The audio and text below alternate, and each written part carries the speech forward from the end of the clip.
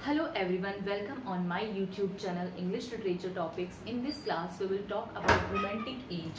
Romantic as जो है वो एक इंग्लिश लिटरेचर का टॉपिक है. अगर आप इंग्लिश लिटरेचर के स्टूडेंट हैं तो आपको पता होगा कि लिटरेचर में बहुत सारे एजेस हैं. मैं आपको बहुत शॉर्ट में बताना चाहूँगी. जो हमारा लिटरेचर है वो ऐसे ओल्ड इंग्लिश से शुरू होता है. Old English, middle English, then renaissance, Elizabethan age, new classical. तो ये जो क्लास है वो स्पेशली एमडीएस यूनिवर्सिटी स्टूडेंट के बीए सेकेंड ईयर स्टूडेंट्स के लिए है, एमडीएस यूनिवर्सिटी सिलेबस के. सो इस क्लास में हम रोमांटिक एज के बारे में बात करेंगे. रोमांटिक एज जो है वो 1798 से 1837 तक चला था. बट फिर भी मैं आपको बता दूं कि कोई भी एज रातों रात ख़त्म या शुरू नहीं होता है. तो मे भी आपको रोमांटिक एज की जो डेट है वो कहीं कहीं आपको चेंज मिल जाए. बट फिर भी ऐसा ऑथेंटिकली माना जाता है कि 1798 में जो रोमांटिक एज के दो ग्रेट राइटर थे, दो ग्रेट पोएट थे, वर्ड्सवर्थ एंड कॉलरिज, उनका कोलैबोरेशन में एक वर्क आया था लिरिकल बैलेड्स. तब से इसकी स्टार्टिंग मानी जाती है.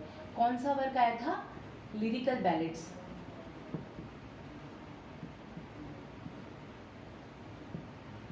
ये जो कोलैबोरेशन में वर्क था वो 1798 में आया था. तब से ऐसा माना जाता है कि हमारी रोमांटिक एज की शुरुआत हुई थी.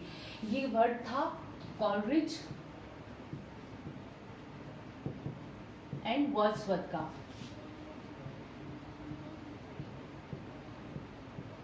ये दो हमारे रोमांटिक एज के मेजर पॉइंट्स आप इनको बोल सकते हैं.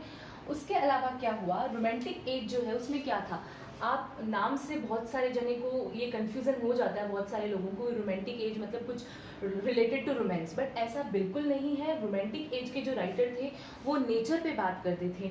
उनकी जो पोइट्री थी उनकी थीम नेचर होती थी. और इसमें आप बोल सकते हैं कि रोमांटिक एज में जो जॉनर था, थीम का, इन लोगों की थीम थी, जॉनर था इनके रिटन वर्क का, वो क्या था? पोइट्री थी. जैसे हमने बीए फर्स्ट ईयर में एलिजाबेथन एज पढ़ा था, न्यू क्लासिकल एज पढ़ा था. तो वो क्या था, एलिजाबेथन जो एज है उसको ड्रामेटिक एज माना जाता है. उसमें शेक्सपियर के बहुत सारे ड्रामा आए.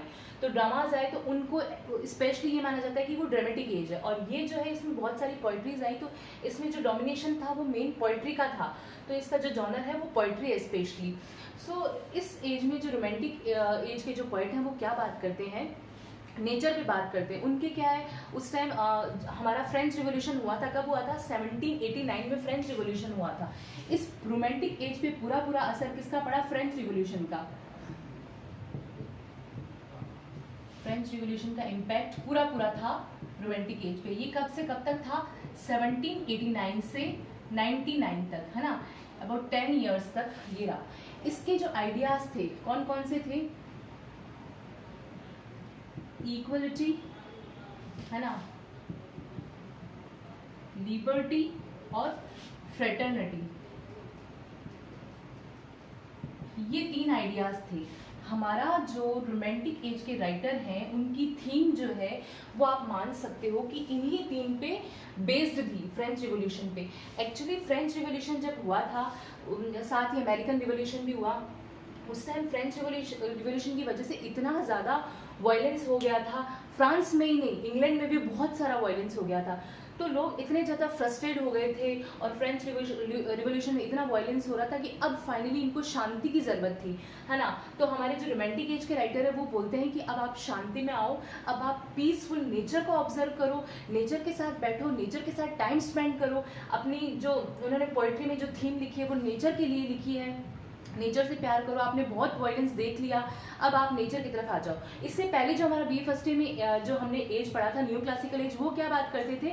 वो बात करते हैं रीजन पे, है ना. बट हमारे जो पोएट्स हैं रोमांटिक एज की वो बात करते हैं इमोशंस और फीलिंग्स पे. ये इमोशंस और फीलिंग्स पे लिखते हैं. इनका बेसिक जो है वो यही है कि आप जो है लोगों से प्यार करो, नेचर से प्यार करो. इनकी जो पोएट्री है वो सब्जेक्टिव होती थी, है ना. ऐसा नहीं है जैसे न्यू क्लासिकल एज के जो राइटर्स थे उनकी पोइट्रीज जो है वो इम्पर्सनल होती थी, क्योंकि वो रीजन पे देखते थे, वो एनलाइटनमेंट पे देखते थे. बट ये लोग बात करते इमोशन और फीलिंग्स पे. तो ऑब्वियस है इमोशन और फीलिंग्स किसी से रिलेटेड है. हम भी अगर इमोशन और फीलिंग्स है तो हमारे से रिलेटेड होगा वो. तो ये जो इनकी पोइट्रीज थी उनमें कहीं ना कहीं सब्जेक्टिव टच था. तो ये रोमांटिक एज के राइटर्स थे. अब क्या और क्या क्या रोमांटिक एज में स्पेशलाइजेशन था, मैं आपको थोड़ा सा रीड आउट करके बता देती हूँ ताकि आपको थोड़ा इसके बारे में और पता चल जाए. The Romantic period was a time of reaction against the aristocratic social and political norms of the age of enlightenment. ठीक है, ये क्या था, जो एज ऑफ एनलाइटनमेंट कौन सा था, हमारा जो न्यू क्लासिकल एज, जहाँ रीजन पे बात की जाती थी, उसके ये थोड़ा सा अगेंस्ट था, ये इमोशन और फीलिंग्स पे बात करते थे. It was also a movement that oppose the scientific relationship of nature. The literature, music and other arts of the time becomes avenues for individual expression and speaking out. In England, many literary thinkers wanted the opportunity to establish a harmonious social structure in the face of rapidly changed society. तो ये क्या बात कर रहे हैं, सिर्फ nature पे बात कर रहे हैं, नेचर की पोइट्रीज लिख रहे हैं. और हमारे जो राइटर हैं, ग्रेट राइटर वर्ड्सवर्थ, उन्होंने नेचर के लिए एक बहुत प्यारी सी डेफिनेशन दी है. वो ये है spontaneous overflow of powerful feelings, है ना.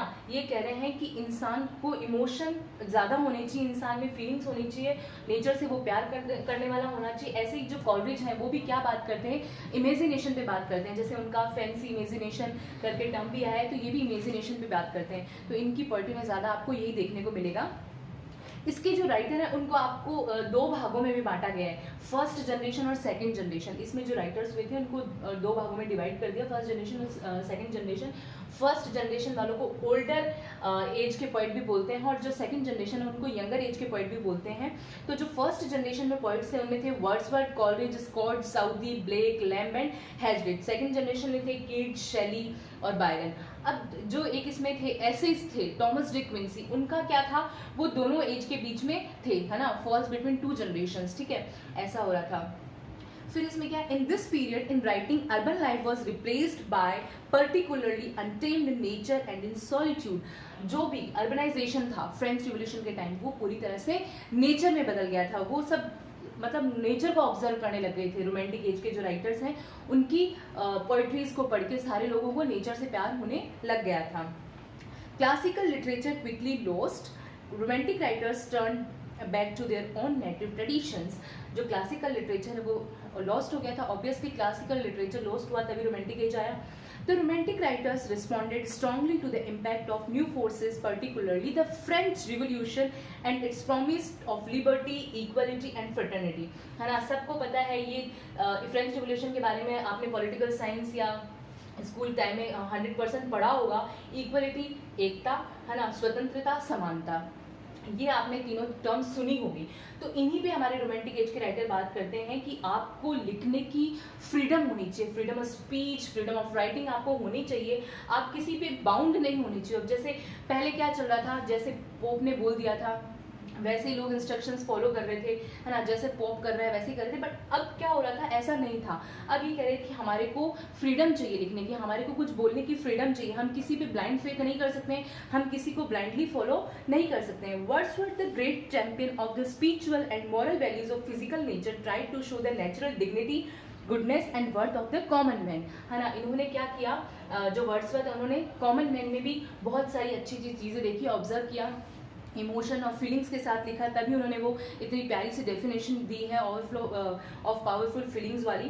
The basic idea in romanticism is that reason can not explain everything. ये बोल रहे हैं कि reason can not explain everything.